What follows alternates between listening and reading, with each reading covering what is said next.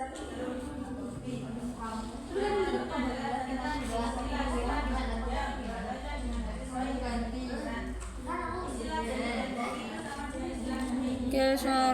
Assalamualaikum warahmatullahi wabarakatuh. Alhamdulillahirabbil alamin. Wa bihi nasta'inu 'ala amri waddin. Wassalatu wassalamu 'ala asyrofil mursalin sayyidina Maulana Muhammadin wa 'ala alihi washabihi ajmain. Amma ba'd. Yang terhormat kepada Abi Hanif, Dr. Haji Hanifuddin Mahadin MAG dan Umi Ida Dr. Haji Hordawati Mahmud MBDI selaku Direkturan Pengasuh Pondok Pesantren Sepakat Melalui Benefida, dan yang terhormat juga kepada jajaran dewan guru semuanya. Tak lupa juga kepada Mr. Iwan selaku Kepala Madrasah MA dan Miss Nur selaku Kepala Madrasah MTS. Dan yang terhormat juga kepada jajaran para dewan guru, pengurus serta para staf Benefida.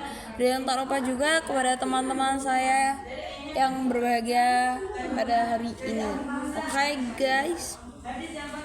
Perkenalkan, nama saya Amira Dila, saya kelas 11 MA Al-Qur'an Benefida. Di sini saya akan mempresentasikan yakni tentang mustalah hadis bab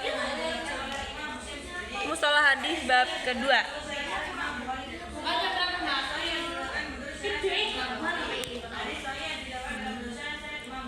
Mustalah hadis bab kedua, yakni tentang hadis dan isnad dari segi makbul yang diterima dan madrud yang ditolak.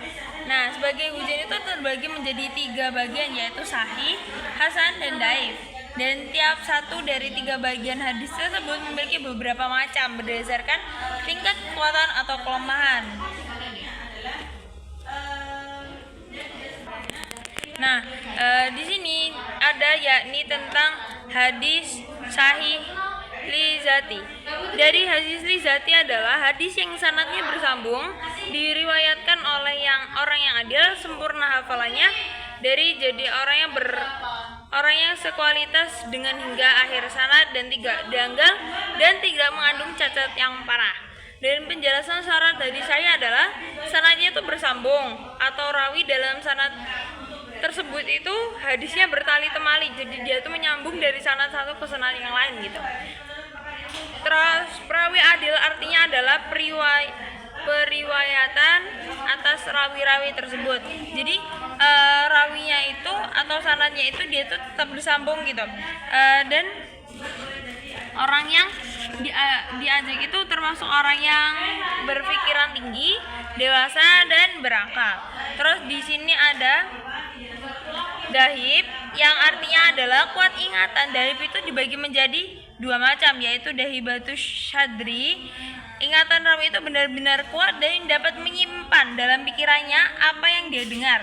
Terus kalau dahibatul kitab ada rawi yang kuat ingatan berdasarkan buku catatan yang dia tulis sejak dia mendengar atau menerima hadis yang dia itu mampu atau dapat menjaga ingatannya tersebut. Terus kejanggalan maksudnya adalah perlawanan antara suatu hadis yang diriwayatkan oleh rawi yang tidak dapat dipercaya dengan hadis yang diriwayatkan oleh jamaah dan sekelompok orang yang terpercaya pula. Dan catat parah, maksudnya catat pada hadis dari segi lahir hadis yang tersebut dapat diterima tetapi setelah dari diselidiki dengan saksama jalur periwiraannya itu tuh ditolak gitu guys ya. Terus contoh hadis sahih li zati adalah laula asyaqqa ala ummati la amartuhum bisawaki inda kulli sholati. Artinya itu adalah hadis yang diriwayatkan oleh Imam Al-Bukhari dari Jarul Al-A'raj dari Abu Hurairah radhiyallahu anhu.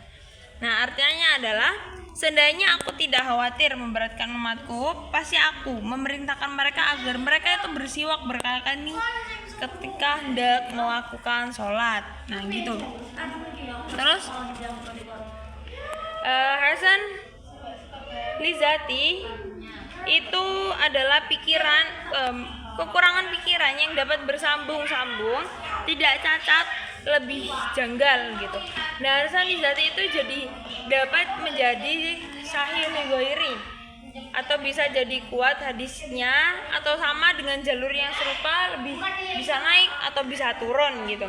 Terus hadis Hasan Lizati sanadnya itu tidak sepi dan tidak jelas pelakuannya. Istilah terdapat pada istilah jayyid dan qawi yang atau perbedaan tingkat tinggi rendahnya suatu sanad dan matan. Terus hadis dhaif itu hadis yang tidak dapat memenuhi satu syarat yang makbul atau yang diterima gitu. Hukum hadis dhaif adalah masih di bawah satu hadis yang dapat amalnya itu satu. Terus sikap pakar dari hadis dhaif menurut pakar yang tidak sahih dan tidak hasan, sebab boleh itu karena dhaif itu bisa sahih bisa hasan gitu. Jadi dia itu 50-50 gitu loh guys, bisa iya bisa enggak gitu. Oke, sekian dari saya, kurang lebih mohon maaf yang sebesar-besarnya. Akhirul kalam, ihdinas siratal mustaqim. Assalamualaikum warahmatullahi wabarakatuh. Dadah.